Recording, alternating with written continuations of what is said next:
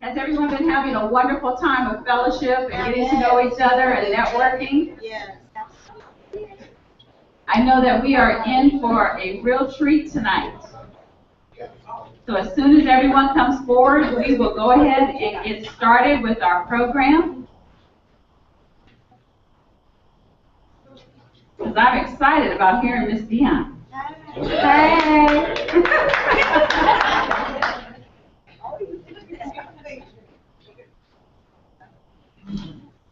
Okay. Mr. Levan, who I messed up your name earlier, are you coming down or are you going to kind of manage things back there? Okay. All right. That sounds good. All right, Benny, I see that you're working your way down. All right.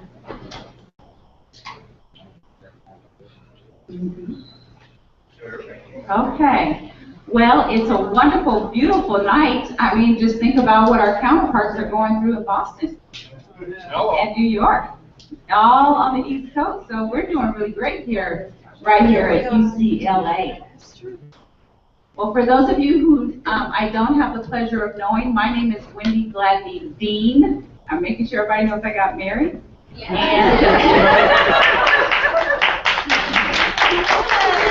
And as a matter of fact, my wonderful husband, Jerome, has joined us here tonight. Thank you, honey, for joining us.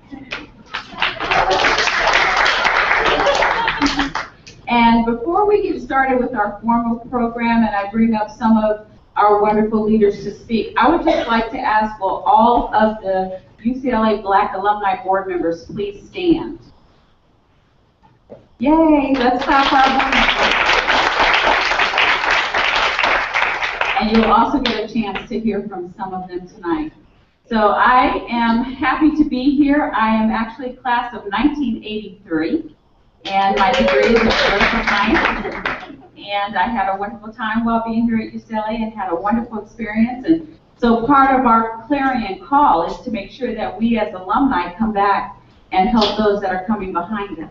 And it's important for us to leave a legacy in making sure that students have someone that they can reach out to, talk to, and be a part of.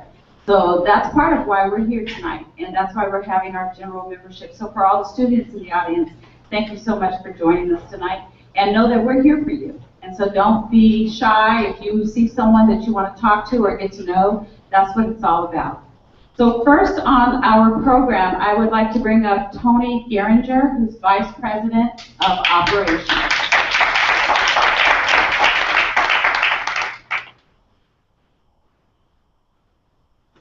Good evening. Good evening. It's a pleasure to see all of you. We're happy that you're here. Thank you for supporting us. I'll try to be brief because we have a very extended program that we still have to get to. I want to talk to you about two things. One is that we're developing a mentorship program. And so what's going on is we will shortly, after this meeting, be sending out mentorship applications to people who have actually let us know that they were interested, and also to just all of our contacts. And if you are interested, fill that application out and send it back to us. We will hope to kick that mentorship program off in September. What's going on at this point is with generating a pool of mentors, we are going to allow the students to choose the mentor that they think would best be suited for them. And so by September, we should be underway with our mentorship program. Okay? The other thing I wanted to talk to you briefly about is more recently there was an interview process for a new position at the university, which is the Vice Chancellor of Diversity, Equity, and Inclusion. And they held 3 open interviews. I was able to attend all 3. It is very difficult to make an assessment in a 1-hour open sort of interview. But we do feel that there's 2 candidates that are strong.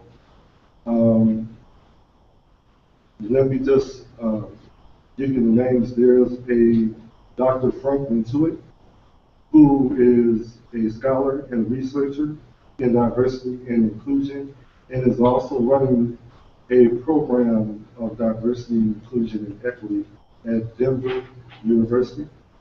There is Dr. Octavio Joapondo. He is also a noted scholar in the field of diversity, equity, and inclusion. He's running their program at the University of Utah. He's been there for the past 14 years. And then there is Professor Jerry Kane, who is a law school professor here. He's involved with critical race theory.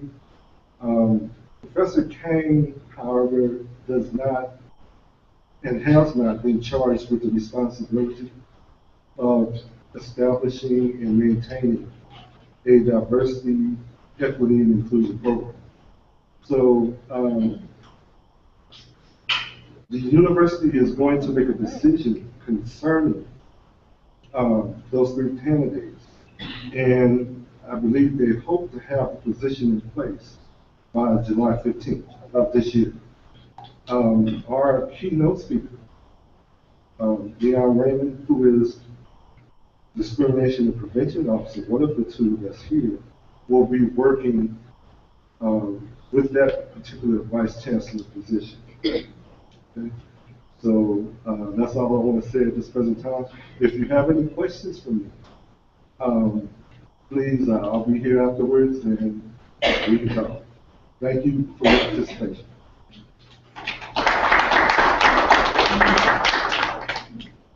Thank you, Tony. Appreciate it so much. Okay, a couple of housekeeping matters I'd like to make sure I bring to everyone's attention. So remember, we're live streaming, so if you also have a cell phone, would you make sure you have that on silent, so that we can just make sure that there's no interruptions. And then also, I just wanted to acknowledge someone that also came in, and that's Mr. Ricky Ivey, our board chair. Mr. Ivey, could you please raise your hand? Okay, so thank you very much. Moving on, our next speaker will be Mr. Anthony George, who is Vice President of Fundraising.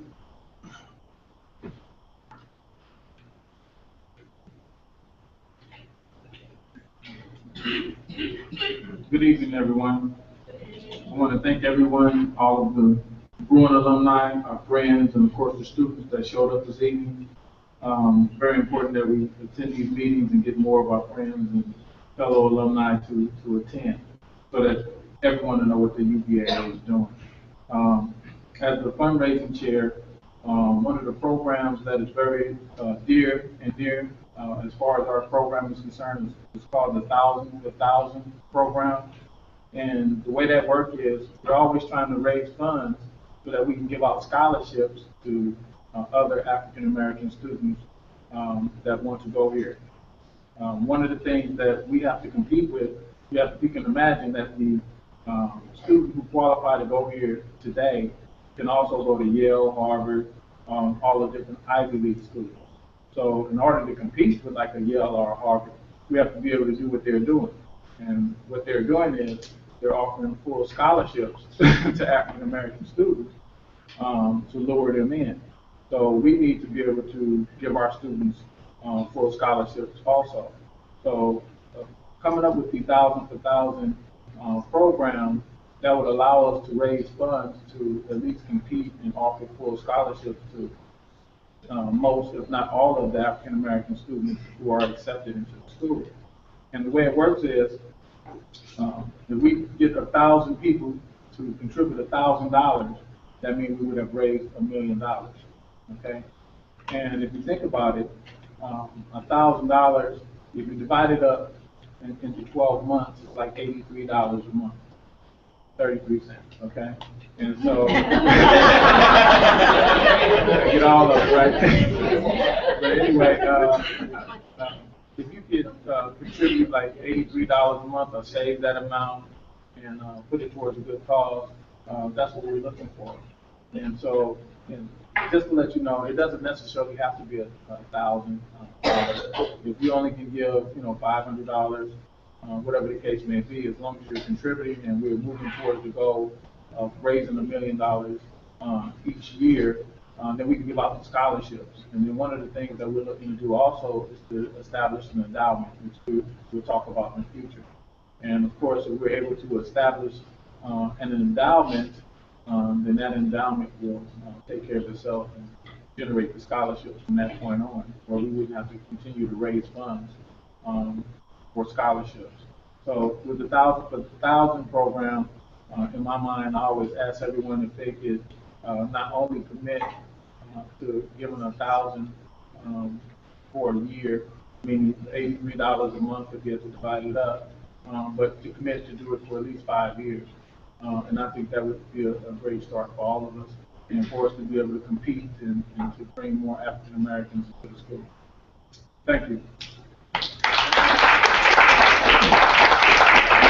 Thank you, Anthony. And you know, they say you can always tell a person's character by looking at their checkbook and their calendars.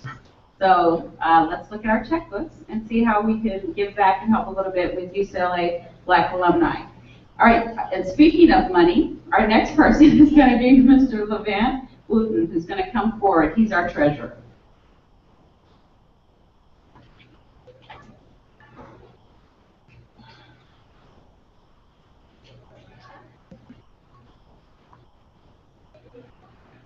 Good evening, everybody. How's everybody doing? Great. Everybody's being brief, so that kind of scared me. The first meeting that we had, just real quickly, the first week that we had, everybody was on the agenda, all the officers except for the treasurer. And I said, wait a minute, I may have something to say. And so I guess they made a point of making sure I was on there. But I'm here to talk about the financial health of the organization. Anthony mentioned, our legacy scholarships, and there's different ways to contribute to that. What I would add is that every dollar that comes, if you decide to do 1,000 for 1,000, or you decide to contribute toward the endowment, always want to make a contribution. Every dollar that goes into, if you give, every dollar that you give goes toward scholarships. I think this past incoming class, it was, what's the number? The number that actually got. I made it was 547 was the mid. 277. Actually, it's about 260, 270, I believe that's the number that actually accepted. Now, our goal as Black alumni is to give every single one who's not an athlete, can't touch them, but every single one should have a full ride while they're here. So that when they get here, the last thing they want to worry about is money. That's what we want.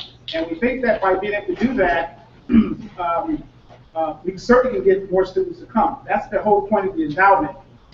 The legacy scholarships were started in 2007 when we meet roles that, while we get around the propositions that exist that sort of hinders enrollment into UCLA, that we thought that we can give as much money as we can to incoming students that would entice them to actually attend UCLA. And since 2007, with the Legacy Scholarship Program, we raised and given out about $4 million in scholarships. Now, I say that because you have to be financially stable to be able to do that. When someone approaches you from either on this podium or what have you, to be able to give toward UCLA by way of either membership or scholarships or something else you want to give to, you got to make sure that when your money is given, it's going towards what it's going toward. I'm the longest tenured officer. This is my 4th term as treasurer. And the organization has come a long way since I became treasurer. One of the things I wanted to make sure was that every dollar was accounted for. And so I can stand here and assure you that anything from a $50 membership to giving thousands of dollars toward wherever you feel like giving to will be used for the purpose in which you give. Your membership money, it helps fund things like this. We had a reputation at one point.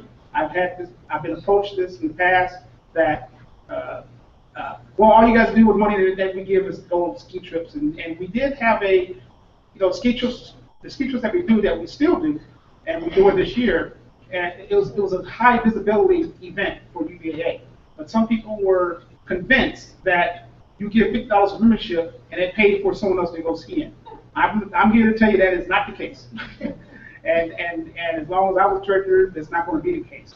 The events that we do tend to fund themselves, but those who are not members, let me put people on the spot and ask who are financial members for either lifetime or regular members as of today. And that's probably about 10 of us. And so we have a student rate, we have a rate for husbands of members.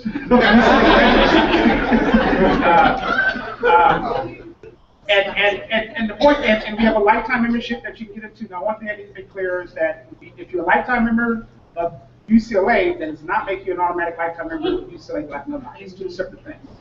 But it's important, if for nothing else, to become a member and to become involved, because we're very busy with doing things, and yet we need lots of help to be able to do that. And some of that help is financial, but there are other ways that one can help. But rest assured, we can't get this event unless we get a good amount of membership people that come in. And so I just want to make sure to let everybody know that from a financial standpoint, when I became treasurer, we didn't have a pot to piss in, and that's just putting it mildly. We're now very, very stable. If you go to the state of California's website, you can see that our taxes are filed. You can see what our financials are. We have a very good relationship with UCLA officials. There is no worries from us from a financial standpoint. All we can do is continue to get better. The endowment is a very big step towards that, but your money is definitely safeguarded. And so I encourage you to, at the very least, become a member. And Tony has mentioned about mentorship. So there's things to do.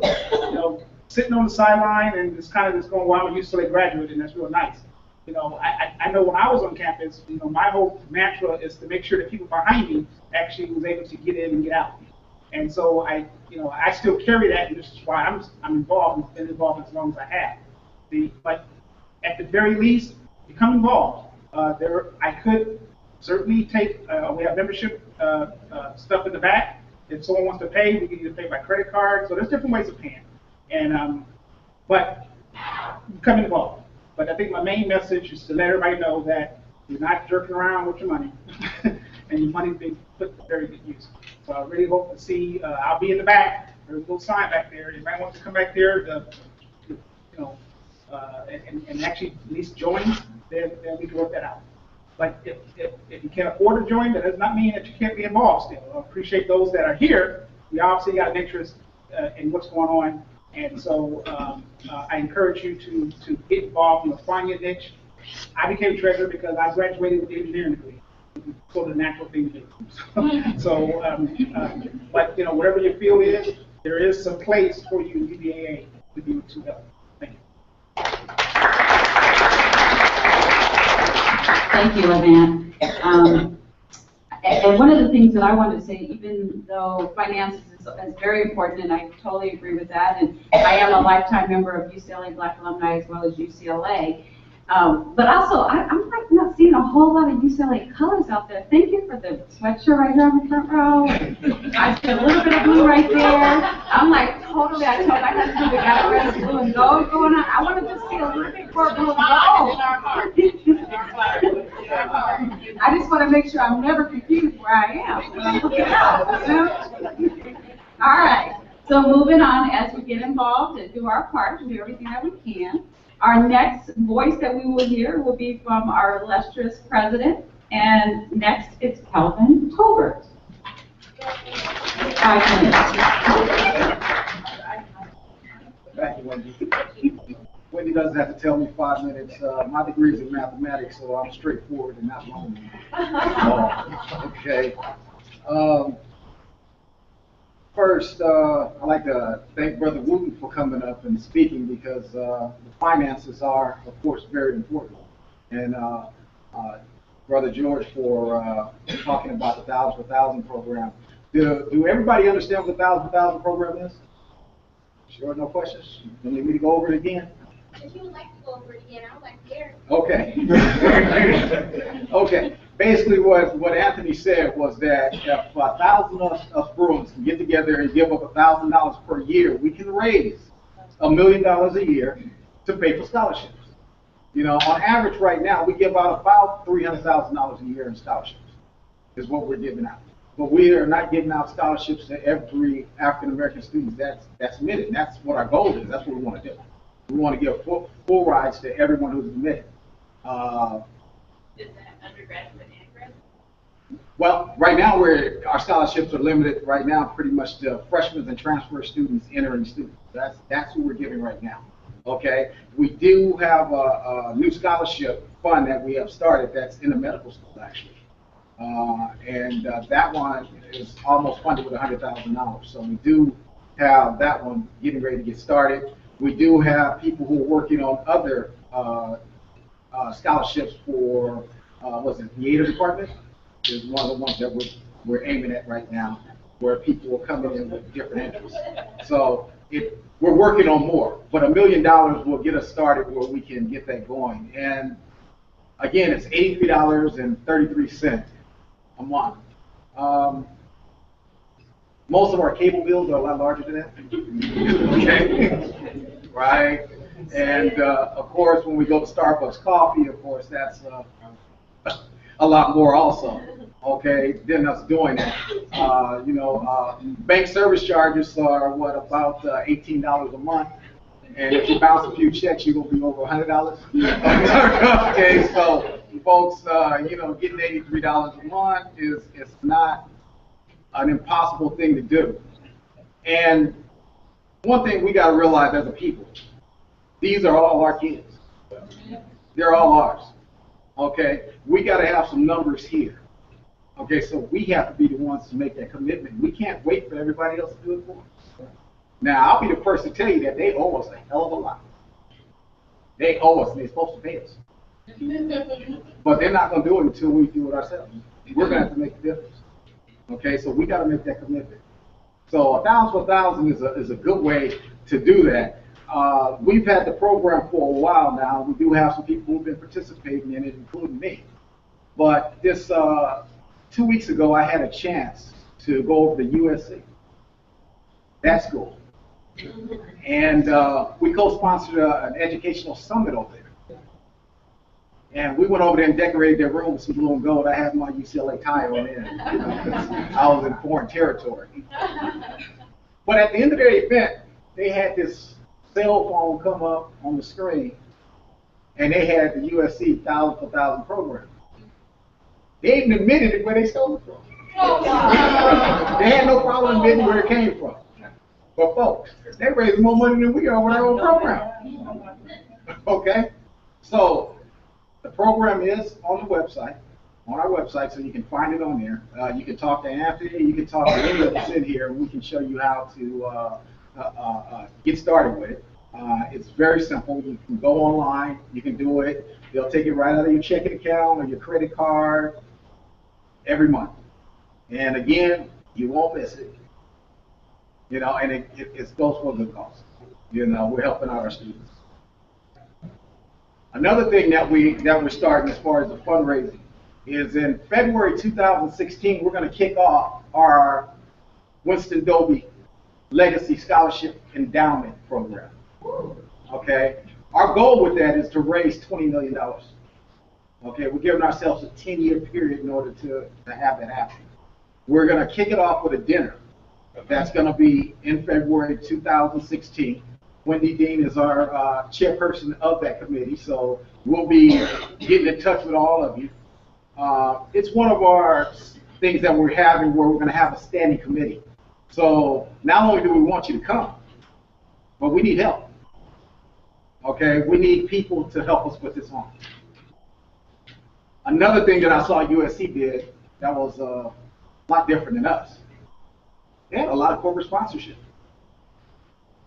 We don't have much, There's more black Bruins in this city than there are black Trojans. So how do they have more sponsorships than we do?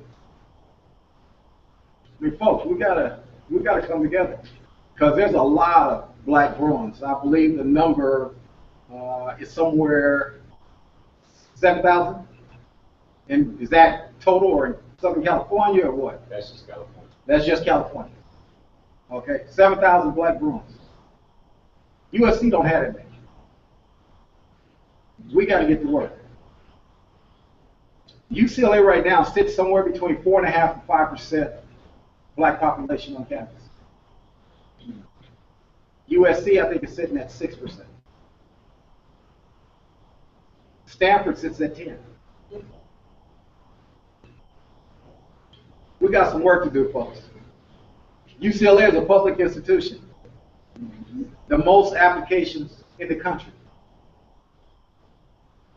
One of the reasons, especially on the undergraduate level, it's a great school for the price.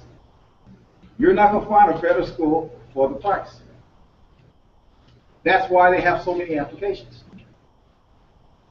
It's much cheaper to go here than it is to go to Stanford or go to UCLA.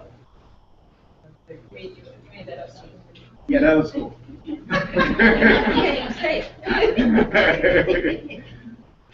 But when we think about that, you know, we got to get more people of color in the school because our tax dollars is what pays for this school. It's our tax money. This property that we're standing on is given to the UC system for them to use.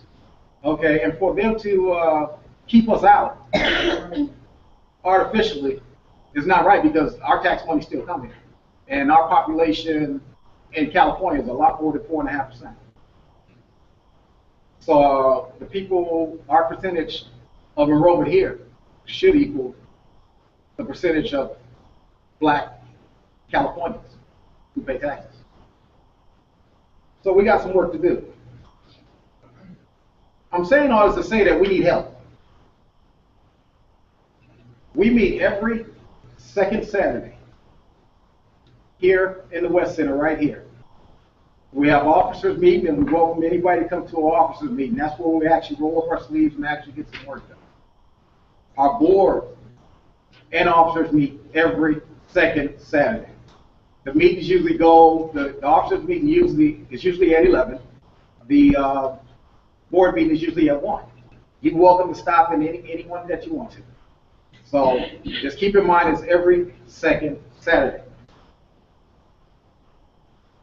Quickly, I'd like to go over some other events that we have coming up that we need help on. I already told you that February 2016 we have the endowment campaign coming. October 2015, depending on the age group, we want to have a Halloween party or a masquerade party, or both. We need people who are interested in making that happen. Anthony George is the chairperson of that, and so we're looking for people to work on the committee to make that happen, and that is a fundraiser. May 16th, 2016, here on campus is Alumni Day. So I'd like you to write that down and put it in your calendars. It's a great day anytime you come to UCLA and they give you free parking. And Alumni Day, they get free parking. Okay? So we want to make sure that you're here that day. We're going to try to put on some events that day. We're even thinking about having a general meeting actually on that day, which is a Saturday, which will make it easier for everybody else. So we'll be letting you know about that. Then April 11th is a real important day. That's the admit day. What that is all the African American students who were admitted, freshmen, are invited to campus. The ASU and other black organizations have different events on the campus for them that weekend. We, as the UCLA Black Alumni Association, we sponsor an admit dinner where we invite them all to come to dinner, and we like as many alumni to show up as possible. It's all treated, we pay for it, and we try to convince them that UCLA isn't a school that they want to choose. So again, I'd like you to mark that date.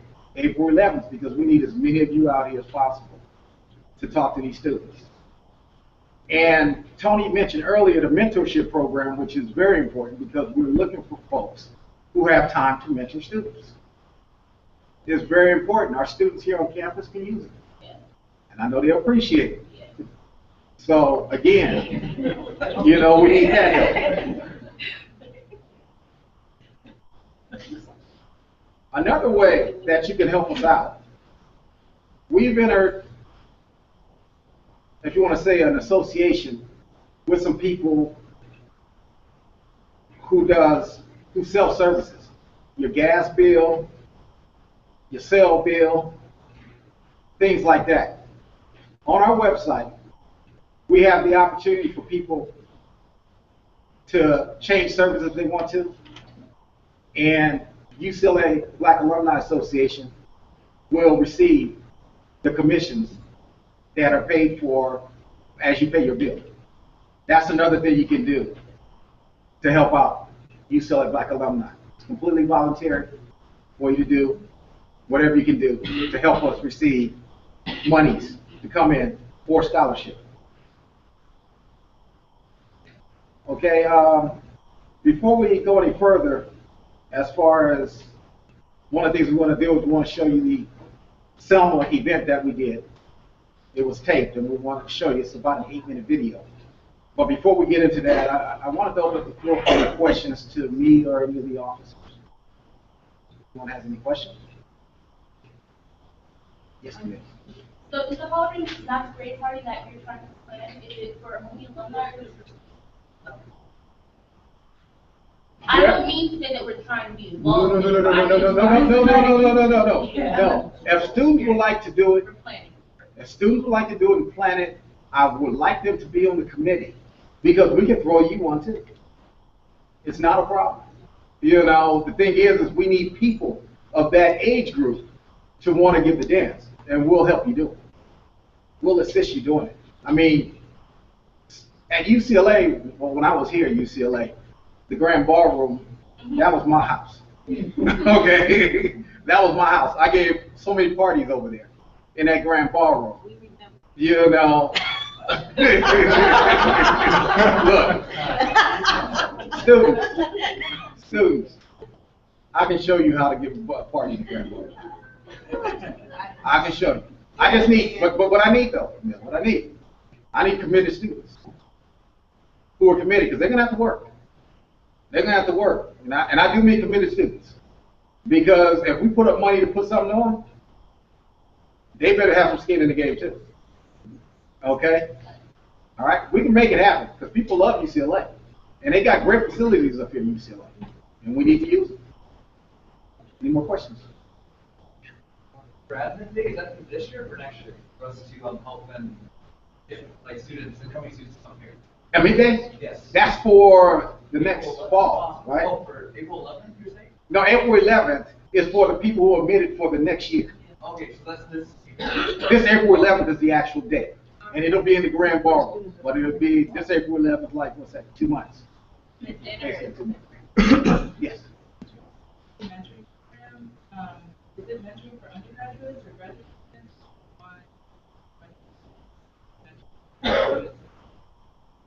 Has that been? It's mentoring for undergrads and current grads, recent grads. We're trying to actually develop a program that will encompass as many young people as we can. Because we're trying to help. The purpose of the mentorship program actually is to start to develop from the mentorship program internships. And once we develop the internships, then we are hoping that the transition from the academic arena into the professional arena will become a more easier transition for our young people. So it's actually part of a 3-step process. Okay. All right, thanks, Tony. Any more questions? Right here. Yes. So I've been out of UCLA for a couple of years now, And I come to these events, and I want to know is there anything that you guys have on the horizon to bridge the gap? Because I come, the alumni that have graduated in '80, you guys are very active. People that, like me, graduated in the 2000s. What are we doing to connect? Because actually, we're the ones that are going to be, charging the forces after you guys, gone. So I would like to follow.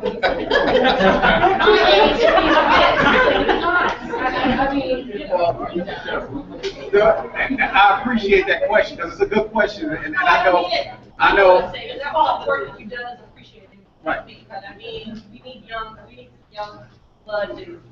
Look, we would like to have that young blood, and I know got a couple of people who were at the meeting who said they're ready to answer that question, but we definitely would love to have the younger folks. Now, when it comes to bridging the gap, I think everybody has to be ready, but you can come in on the Saturday meetings anytime.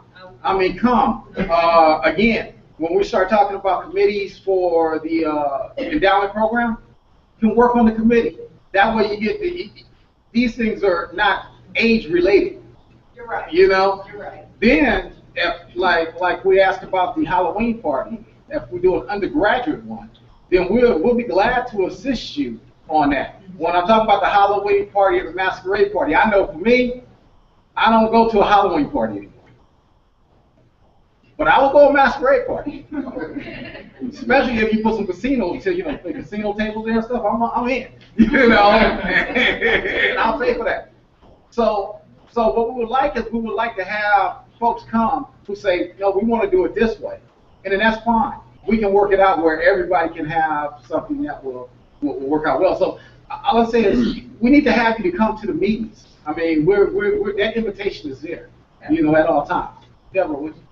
And just as important as coming to the meeting, if you want people from your class to participate, bring them to the events and the meetings.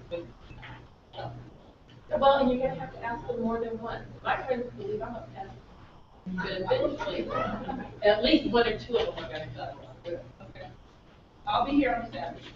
Okay. Second Saturday. Okay, one more question, because I know we got to move it on. I have a question about the form. You said there are multiple options which alumni can get involved. I just want to know if you can give us more information about this. You kind of passed it, and I would like some information about it. Yeah. Michelle, she can give you all the information. She's right behind you, right there. She'll be here to answer any questions. She's the one who takes care of all that for us. Okay? Michelle. Oh, I'm sorry. Quick note for Anthony. And that's it. Also, I have a form at the desk, at the front, and it's called Bridge the Gap. Bridge the Gap. So, okay. What we would like to do to start getting the information together is to put your name, number, the year that you graduated, and put your email address on it. And then you can put, if you have your own business, you put your business or your occupation on it. So the form is outside on the desk here, and if you can complete that, then we can start the process of accumulating that information so that we can start bridging the gap and bringing people together. It's like we would contact you to contact others that you may know. I'm pretty sure you know a ton of people from your class. Not a ton of us, but there's a few. Well, you know a few people from your class, and then they know a few people, and that's the way it goes. Okay, folks, with that, I'd like to get out of here because they told me I took too long. So I'll be here afterwards. And again, I'd like to thank you for coming. And folks, I didn't like going to USC over there, and they, like kicking our butt, to tell you the truth. When it comes to that. There's more of us. We should be able to do better. Okay? With that, thank you. Thank you, Kelvin. Okay, we're going to keep our program moving on. We want to make sure that we have an opportunity to hear from our keynote speaker. How many have a program that when you walked in the door, there was a program? Okay, great. So that's good to know because I'm only going to do a little bit of a highlight about her introduction, but I would like for you to please read at your convenience a little bit more about her because she's really deep. And I knew I really loved her because she's my professor. So I know that she's got a lot to offer here. But Ms. Dion Raymond earned a Bachelor of Arts degree in English from UCLA and a Juris Doctorate degree from Hastings College of Law. She worked her way through both undergrad and law school. That in itself says a lot about her character and who she is. And so again, I am not going to read through her whole bio and information because she has a lot to share with us, and I know that she's also on a short window of time, so we just want to honor that and say thank you so much for coming. So let's all put our hands together and let's welcome Ms. Dion Raymond.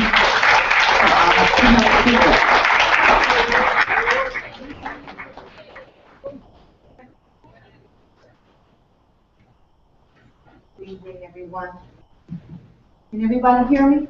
Yeah. Okay. Because I know it's kind of late. Everybody's been working and whatnot. I kind of have a little bit of an intro or maybe even a hype person that I brought with me.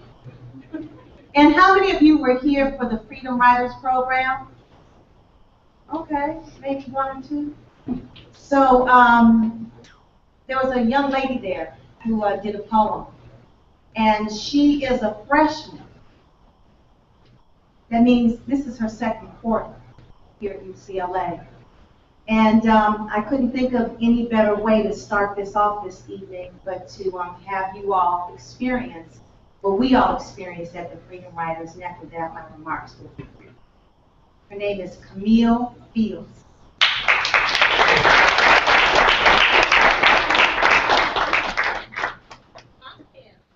Hi, everyone. Hello. Yes, my name is, I can't meet you here. Oh, here? Okay. Hi. Hello, everyone. My name is Camille. She just said with a K, not a C. I just said that I changed my name for cultural reasons. I wrote for Freedom Writers, and I wrote after speaking to some of the Freedom Writers themselves. So, here we go. So please enjoy.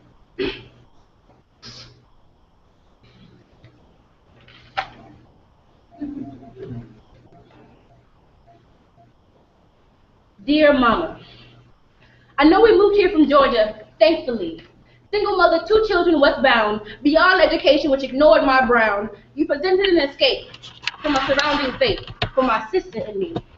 But I'm going home. Mama, don't try and stop me. I'm going on this ride. Years before conception, I was given the keys, fueled by knowledge, readily recognizing lies. I've risen through school, highest education, unjust laws bluntly abide. Soaked, black bodies send signals through the smoke of our demise. No attempt to harmonize. 10 years removed from the South, yet every day on campus I see crystallized Confederate flags, gleaming in gentrifying eyes. Ducks that drop drips of pain, sown silence of colored lips, relived through past trips of us being supremely slain, progressing actively past the pain. I pack my bag with trial-sized truth, part of the continuum of youth, soldiers of stigmatic combat, grabbing back handfuls of black pearls stolen after being thrown to swine, reclaiming the self too often colored in bright wine, unstringing a system beaded with the souls of the diaspora intertwined. Momentum rediscovered, destination uncovered, revolution realigned, divine, our perspectives rendition, students of revolutionary degree, practitioners of pedagogical passion, graduating beyond submission, validated by plethy versus one of many Fergusons to come. Work is a regular wage war, I rise for housing I can't afford, my freedom frees from the 9-to-5 conundrum, gasping for oxygen like liberty, gravity wrestles at civil war's seat, Babylon's red tide, white supremacy will not subside. Us, the movement molders, defeating the service through acts of purpose, I give my life to the cause, but I am not a pen to be knocked down senselessly. Self-induced, labor-produced, Mike died because he was brown. Devalued unquantified bodies that lied face down. 4 hours in the streets. Beams of blackness streams, retreat in your privilege and still be confronted by our screams. Mama, what do I even begin to say to my unborn son? If I'm not here during his stay, explain that blackberries bloom on Eden's branches every day, picked, unable to see the battle unwon. I'll tell him to think of CORE, the down citizens, multiply radical wealth and dividends, delve into Bama, Birmingham, and Anniston, bus trips with no guarantee of another day in flesh and skin. How many riders does it take to rekindle a conscious light that's out? But like candles that burn at both ends, we live and learn twice as fast, protesting life throughout. Forever time-stamped, testimonials and Testimonials in terminals around the way. Anglo-Saxon only, black codes break away. Simi Valley, I walk through you, carrying the spirit of 1961, the 4th of May. Birmingham riots set fire, mentalities of silence, mobs of vigilantes, vicious, destroy our vehicles of nonviolence. Birmingham riots set fire, mentalities of silence, mobs of vicious vigilantes, destroy our vehicles of nonviolence. Audrey, Lord, have mercy. If I had not ride for myself, I would be crushed into the ideas of others and run over alive. But Mama did raise the matriarch, birth to a black spark, revolution with ancestral manuals, Noah built with faith in granules, burn our buses in lust, but no, to us, freedom is a must. Nolens, Washington, South Carolina, Mississippi, Bama, Montgomery, Birmingham, Atlanta, G, and Louisiana. States elevated by rise against hatred. We needed backup to convince Kennedy to seat us. The 400 freedom riders against segregation rose to effect a national navigation. They left this campus to free us. So Mama, I'm not riding for a corporate job, a commerce ethically flawed. I'd rather lead. I get paid every time I see a brother or sister freed. So I'll get my education while staying active to where there's need. Mama, honestly, I'm a ride or die, but do trust I'm prepared to survive. The hate they give young infants fuels my very will to stay alive. Urgent action is my gift to provide. And if, Lord knows, if I fall before I arrive safe, I know that all of our lives held meaning each and every day. And that's what revolution is. Thank you.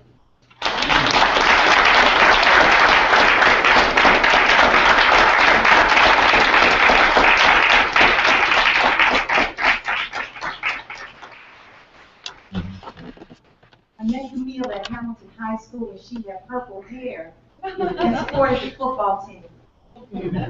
She's from a single parent household. She's working her way through college. Everyone who has graduated from here knows that if nothing else, UCLA teaches you how to navigate systems. So I had the opportunity to do a little mentorship since I came on campus on September 15th and was able to show her how to call someone in financial aid, someone that my mother knew, so that she could verify that the hold that they had on her account should not be there. Mentored her, walked her downstairs to the first floor to show her how to navigate this system. Oh yes, the hold shouldn't be here, but we need a certain ID that she didn't have. But like that mountain, she wouldn't be moved, and we stood there until it was lifted. It needed to be lifted because they had put a hold on her account at the dorms. They didn't kick her out, but they cut off her food. This is a first quarter freshman. VIP scholar, money hadn't come through. Roommates partying, coming in at all hours. She's taking 6 classes. I don't think y'all heard me. First quarter freshman, 6 classes. Being awakened in the middle of the night by partying roommates, you know, and she has a job. Anthony, Kelvin, she should not have to be concerned about money. That's our daughter. And with all that, she's got 5 A's and a B+. I think y'all need to stand up. Y'all need to stand up.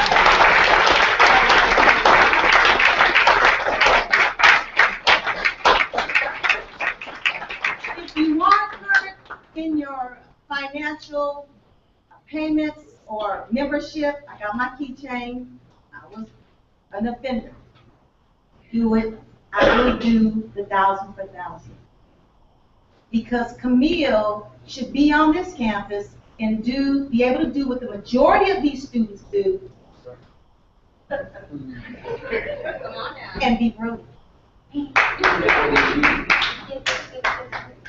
Because we're looking at our little Angela Davis here, and there aren't too many I've seen with this kind of consciousness. We've got to cultivate, we've got to protect it, and we've got to pay so that she can be here and be here.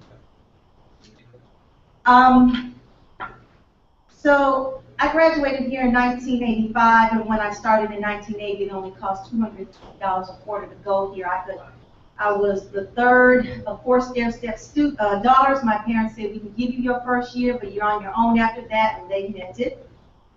My oldest sister was at Yale. The one a year ahead of me was here, and the one who came behind me went to Cal. So by 19 years old, I was completely self-supporting. And I worked my way through undergrad, and I worked my way through law school, but at $250 a quarter, you could do that, okay? You could do it. This is different. This is different, and the climate is different.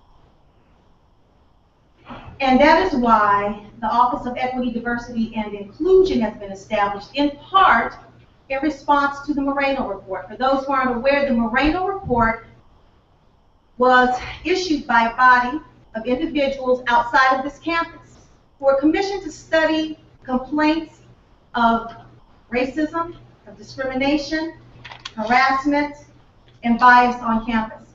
And what the report found is that, yes,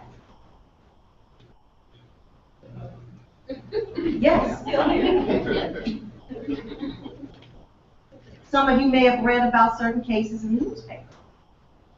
And so the response was to create this office. I've been here since September 15th, and I do have a colleague. Her name is Lily Shue. And our role is to investigate complaints of discrimination. The report found that there was not a clear path for individuals to make their complaints and make them known. The report also found that there was no policy. In other words, there was no notice, something to point to say, this is what discrimination looks like. This is what harassment looks like. This is what bias looks like. This is what implicit bias is. This is what explicit bias is. This is what structural racism is. And so part of our charge is to write that policy, and I'm working on it. Last, our role is to provide education and training. So investigation, discrimination, policy, education.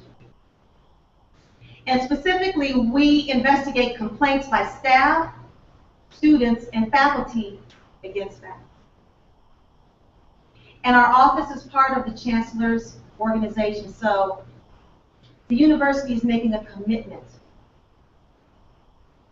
to address these issues. And I'm often asked, well, is this just symbolic? Is this window dressing? Well, in the little bit of time that I've been here, no one has told me no anything.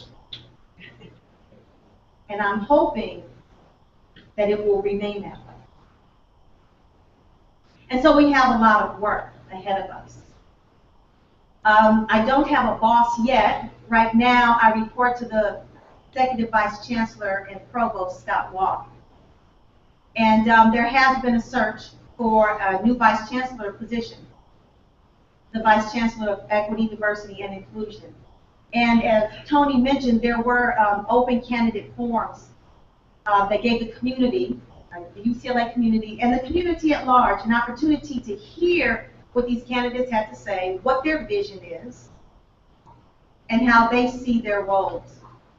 And so again, as Tony mentioned, the university expects to have one of those 3 candidates selected no later than July 15, 2015.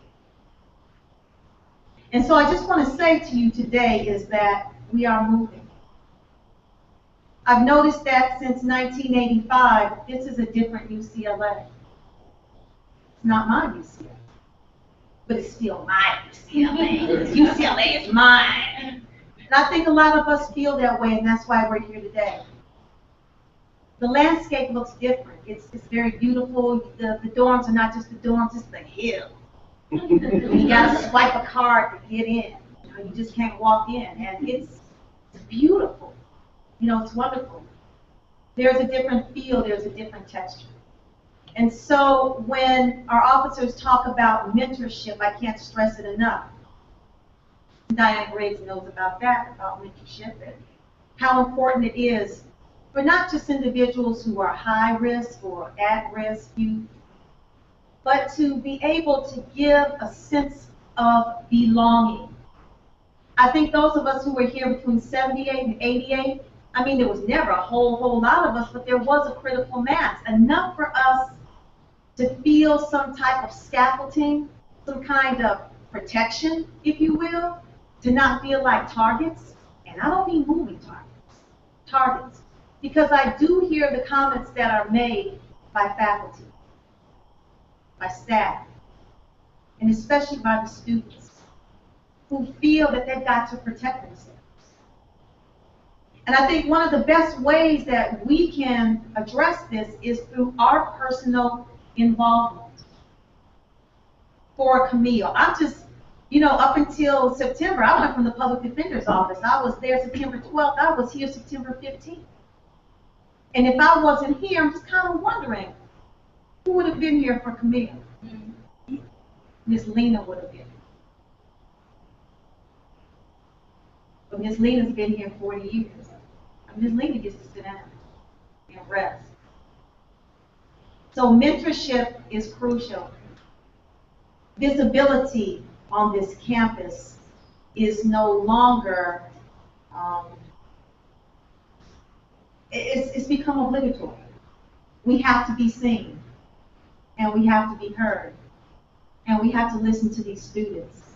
And by your visibility, your being here, it makes a difference to them and for them and for us, because we said that this is what we would do. Thank you.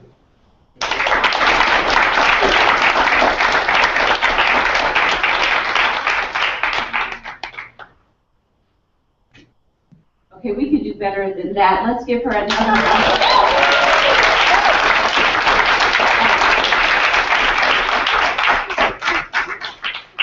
So before Dion has to leave, we're going to open the floor for questions. And do you want them to all come down this way, Justin? Okay, so if you have a question, please go ahead and line up, because if we have a moment, we're also going to see if anybody on our live stream wants to do a question as well. And so we'll go ahead and start. So just state your name, and if you are a current student or if you're alumni of the class. My name is Lauren Taylor. I graduated in 2006. I would say my time here was the time when Black people were actually the lowest number ever at UCLA. And so my question is, does your department also do with the UCPD? Because when I was at school, every Black man at some point has gotten pulled over to ask to step up their car, sit on the curb, even though they told them I'm a student and I go here, to be say, oh, we heard your car was this kind of car was driving through the neighborhood fast, so we're doing all of this. And so I know that's an experience of every single Black man that went here while I was here. I don't know if that's the case now, but I don't know if is the UCPD also part of this monitoring, I don't know, education and policy, and, yeah. Yeah, is it part of the larger conversation about the campus climate? And I know that it is. And I know that there have been some meetings, and I know that there's been representation from the Chancellor's office vis-a-vis the Executive Vice Chancellor. So I know that it is a part of the larger conversation regarding the climate. And what I expect what is going to happen is that when we have the new Vice Chancellor, that individual will be involved in those kinds of conversations and programs that are happening in order to deal with the overall campus climate. And I would say that what we all recognize is that this is not just UCLA, that this is every town USA right now. So, yes. Yeah. Ricky. Yeah. Yeah, it's Ricky Ivy. Okay, just want to add so you know that UBAA, when it comes to Judge David Cunningham, you may remember this Judge David Cunningham incident. Remember that? The Black alumni did meet Chancellor Kevin Reed, the Assistant Vice Chancellor, and the Chief of Police to address that issue and to make various proposals that we wanted to be implemented, including sensitivity training, diversity training of the police officers for the campus police department. So got a good reception, and also we helped broker that settlement with Judge Cunningham. You should know that out of that settlement, we donated $375,000 to the UCLA Black Alumni. So, you know, we've been active in that issue. I give the chancellor's credit. He was responsible. And so we know that we need to very high level meeting, and hopefully we'll see some progress in that as we go forward. But it's something we have in mind. So, very good. Okay, they kind of athlete or not, they met black men, they have, no, they got this, they had white with them, and they asked Tim, do you have to talk about this? Tim, do you have to talk about this? And when we got back in the car, obviously, and he was like, oh my God, that's crazy. What is this? And they were like, this is normal. Every time I get to work, this is the procedure. And it became evident with what they did with Judge Cunningham. Yeah. The police officer told him, I guess the first name is Judge. What's that? And began to harass him, force on him. So, anyway, yeah, that's something we try to explain. I just want you to know. Again, a little shout out to Carl Douglas, who represented him, Oh, yeah. carrying on that police misconduct Absolutely. legacy that started the longest chapter of Good afternoon, everybody. My name is Antoine Michael. I'm a graduate student here in African American Studies, and shout out to Miss Wendy Gladden Dean, who was actually was part of me coming here. She mentored us during 2012 in the summer, her some friends. So, yeah. My question was in relation to the question that was just raised, because what we are experiencing currently is not the assault from police officers, but it's reinvented itself from the community service officers, which are students. So I'm not sure if you're involved in those conversations, but as a graduate student, one thing that I would ask is that students are not given that type of authority and that type of position. There is a high level of harassment on campus, and it doesn't really matter what level you are, whether you're undergraduate, graduate, whether you just completed your dissertation or whatever. But it's interesting to me how the powers that be reinvent themselves. So if possible, if you're on those committees or in those conversations, if you could bring that up, that would be wonderful. And I think the Vice Chancellor of Student Affairs would be very interested in knowing about that, and I think it would be appropriate for her to know about that. And again, it makes a really good case for mentorship. Every black male should have a mentor, so that way as alumni, we can get these stories, these anecdotes, and this information in real time. Hi, my name is Bree. I earned my master's in social work last year.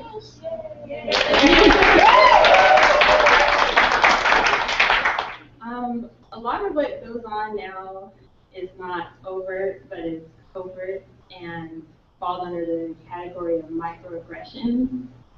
And that's a type of training that I put on when I was in the social welfare program, but it was needed amongst faculty as well. And I was told that in order to give those types of trainings, you have to go through some resources and all this stuff.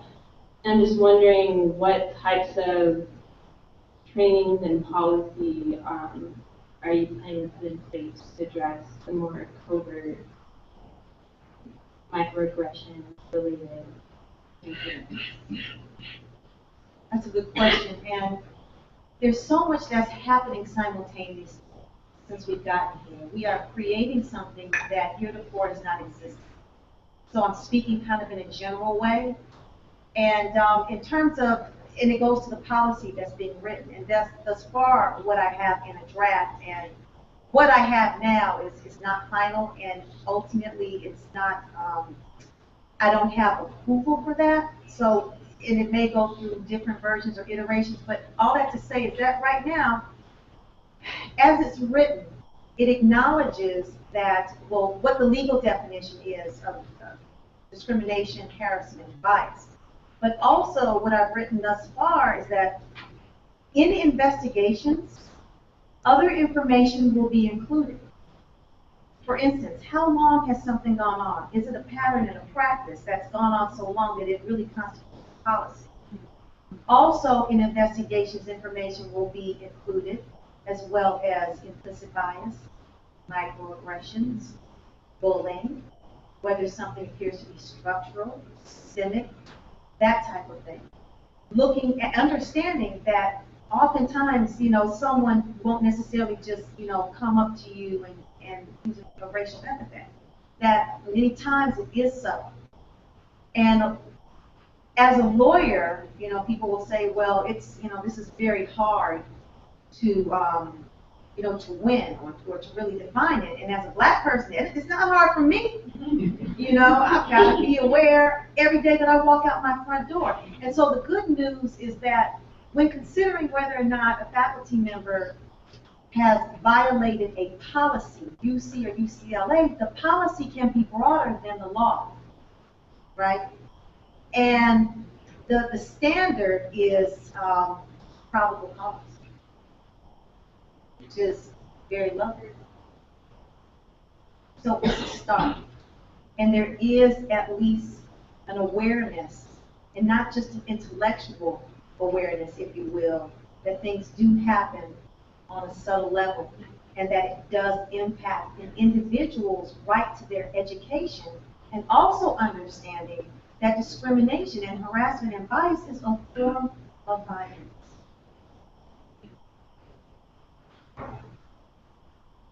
Hello, everyone. It's kind of high. I'm not that tall or blessed. So, hello, everyone. My name is Janetta Osborne.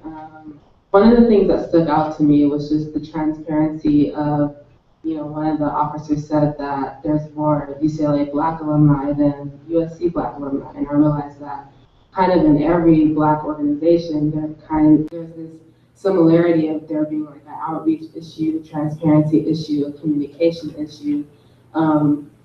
Also, to me personally, I've actually been in a space with UBAA before. I was actually the gender and sexuality coordinator of the African Student Union at ASU. Sorry, I'm kind of shy. I was the gender and sexuality coordinator, and actually I felt as if I wasn't really, it was a new position, and I felt like I wasn't really as accepted because a lot of people were like, whoa, I've never heard that position before, or like, this is something new to me, and that was kind of made me feel uncomfortable, but it didn't stop me because now I'm the vice chair of the African Student Union. But with that being said, I think something that we all need to work on is something that I heard from one of your board members is understanding to accept each other so that we may promote each other, so that we may embrace each other and understand that we all have a gift to bring to a space. So, and that's not to put anyone down or anything like that, but if anyone is looking for a space where we all can kind of come together, I just wanted to let you know that on Saturday at 6 p.m. in the Student Activity Center, we're going to have a space where we're going to have all Black people come together and really talk about how we can work together and come together and really have collective action because a lot of our movements are fragmented. So if anyone wants to know about that event on Saturday, Student Activity Center, 6 p.m. Saturday. Thank you. Smart UCLA students are never just use the microphone to do an announcement.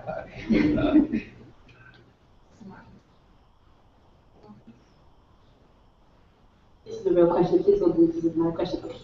So, quickly, just I know that when I was coming in during FSP, which is the freshman summer program, or transfer summer program, depending on what your status is, we had a very elongated presentation about Title IX, right? And Title IX affects me very personally because I know a lot of women of color that have been assaulted on campus by Black staff, by white staff, and by CSO officers, people walking, random people walking. It's a lot. So I just wonder, in the tackling of equity versus inclusion, a lot of times like we have this, I've noticed in women of color, this fear of white men, especially at night, because that's the number one like stalking and abuse that happens here. We believe it is from white men because that's who they've all experienced it from. So I just wonder, in mixing this whole idea of for sexual assault and also this cultural target, because we are targeted, we are exoticized. There's no cross-cultural understanding. We are different. We all know various stories. I just wonder in what ways can your sector cover Title IX and then cover race, because in the MD presentation that we had once again, this is our first time being exposed to UCLA and all of the policies that were important. I don't know, I'm sure you remember, but whatever, whoever people who led it, white woman stood up, two people next to her, and she had a cop with her at the time when she spoke to us about it. And she said nothing about staff, nothing about faculty, nothing in training faculty, or also just speaking to students. I just wonder what ways what ways do we overlap sexual health and cultural health, especially in the protection of women of color. That's an interesting question. Well, my office, as it is set up now, is dealing with complaints against faculty. However, the issue that you have raised is the hot button issue on campus right now. Yes. And also across all college campuses. The Department of Education's Office of Civil Rights has been on college, university campuses, dealing with this issue, dealing with complaints of sexual assault, issues of sexual harassment, and investigating response procedures. Now, with regards to if these are, I think if I understand your question correctly, are you asking me how are they looking at this along specific racial lines? Yeah. Sexual harassment. In many places now, like when you come here to UCLA and you're an employee, the law mandates, you have to have sexual harassment training. Okay? And race discrimination really hasn't come to that level yet. We're getting there. But it's mandated, it's required. And there's a Title IX officer on campus, on all campuses, that investigate complaints of sexual harassment, sexual assault. So here's a question. Back in the beginning of your piece, you talked about how right now you're working on a more efficient way to process the claims, right? So in the processing of the claims, I wonder, so all the stories I told you about the people who have those, which are all open for cases, they were cases and they were dismissed. They were not. I have a friend who even demonstrated in the chancellor's office and was still dismissed for his case. So in the development, can those cases be brought back up to be reopened, because most of the cases that are your evidence have already passed? So is that what the new system is for? I wouldn't say that that's what it is for. But what I would say is this, and I can say this honestly: those complaints are taken very seriously. You know of individuals who feel that their complaints are not taken seriously. They need to return them, or they can call the Vice Chancellor of Legal Affairs, who oversees that department. Or they can call Yanina Montero, okay, the Vice Chancellor of Student Affairs, or the current interim Dean of Students.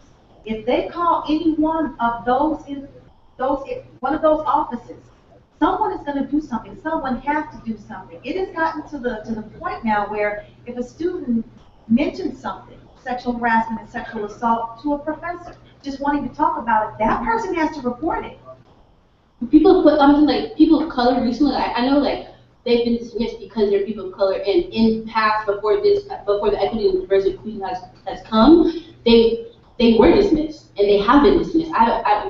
The case I'm speaking of, my friend took off a whole quarter and was still dismissed, and he still lives here now, and he had to come back from it. So my whole thing is, in the reopening of the cases, is it safe to say that yes, though it's not serving the old cases, it could be a nice open door for these old cases to come to light? What I would say is if anyone has a complaint of sexual harassment or sexual assault, go to the Title IX office. They will be heard. And if they're not heard there, then tell them to call me and go mentor, walk them over there. They will be heard.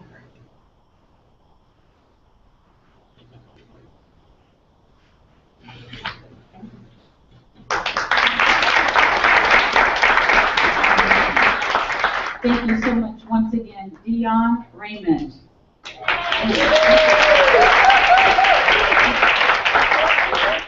Okay, so we're about to wrap up and bring closure to our meeting for this evening. We want to thank everyone for coming out. What happened to the band?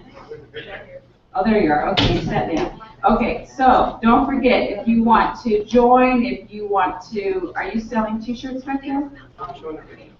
Okay, so anything dealing with finances, you can go back and see the band afterwards. And as we close, and we're going to have up on the screen, you can walk around. Oh, did you want to come back there? Okay, so as we close, you can go back, you can fellowship, you can socialize, you can have more food, etc. But we're also going to have on the screen for you the video from the Selma activity that we did under UCLA Black Alumni. So thank you so much, be safe, and we'll see you soon.